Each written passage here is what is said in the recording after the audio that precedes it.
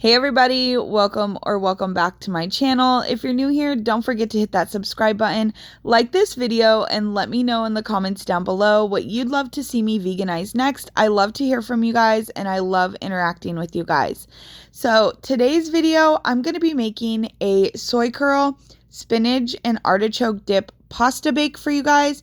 I absolutely love spinach and artichoke dip, so I thought let's go ahead and turn this into a full-on meal. So that's what we're gonna do. So let's go ahead and get right into this video.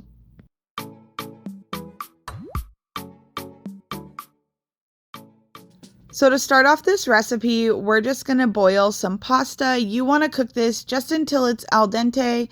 You do not want to have mushy noodles when you mix up this pasta and bake it in the oven. So let's go ahead and boil our pasta.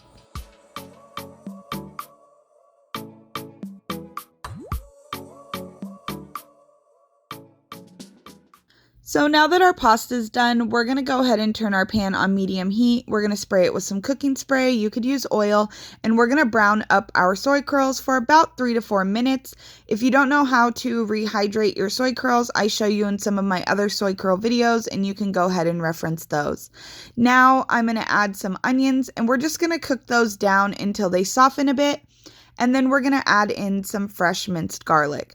Now you just want to cook this until it's fragrant, just about a minute. You don't want your garlic to burn.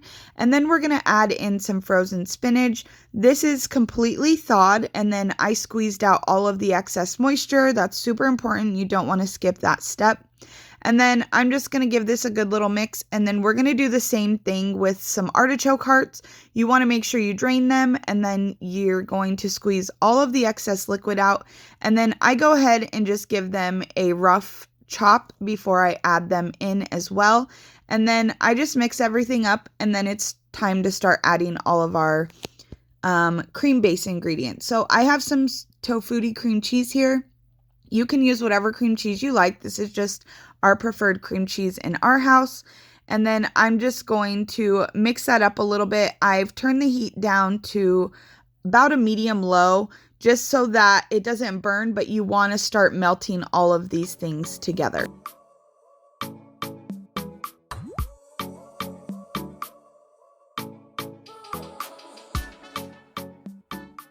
Now I'm going to add some vegan mayo. I'm using the Simple Truth brand, but you can use whatever vegan mayo that you like.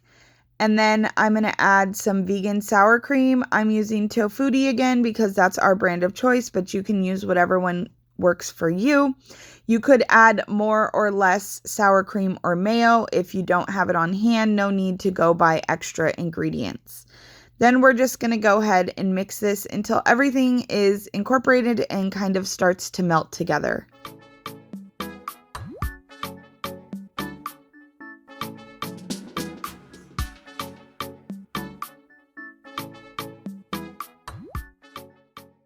Now we're going to add our cheeses. I have some vegan mozzarella here. This is the Dea brand. And then I'm going to use some of the Follow Your Heart Parmesan style shreds.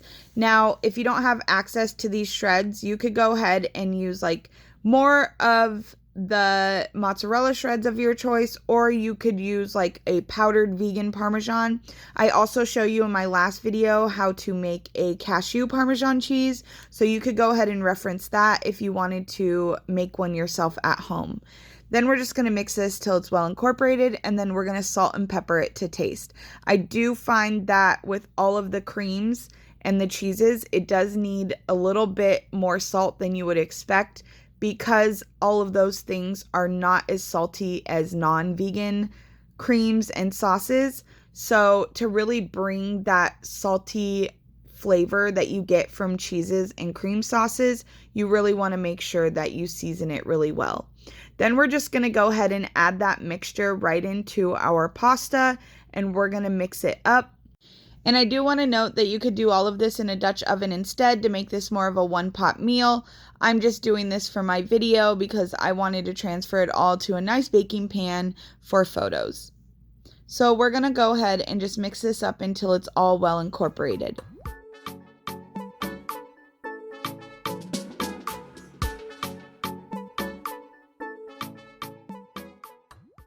Now we're going to add some plant milk. I just have some almond milk here, but oat milk would be a lot more creamier, but I just like to use what I have on hand.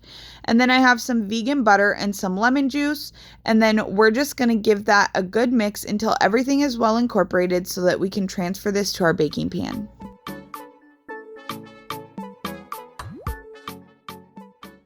Now you're going to want to preheat your oven to 350 degrees, and you're going to want to spray your baking pan with some nonstick spray, and then we're going to go ahead and transfer all of that mixture right on in.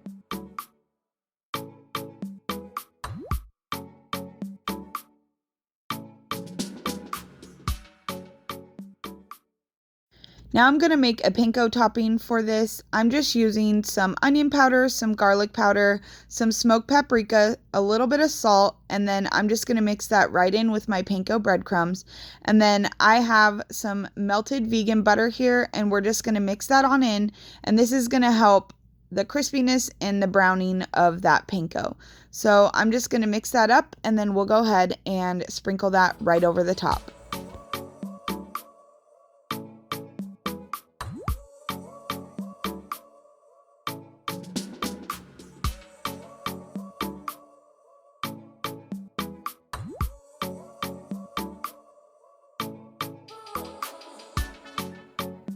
Now that we placed our panko on top, we're going to go ahead and pop this in the oven at 350 degrees for 25 to 30 minutes, and then we're going to turn the broiler on low at the very end for about a minute to brown this up.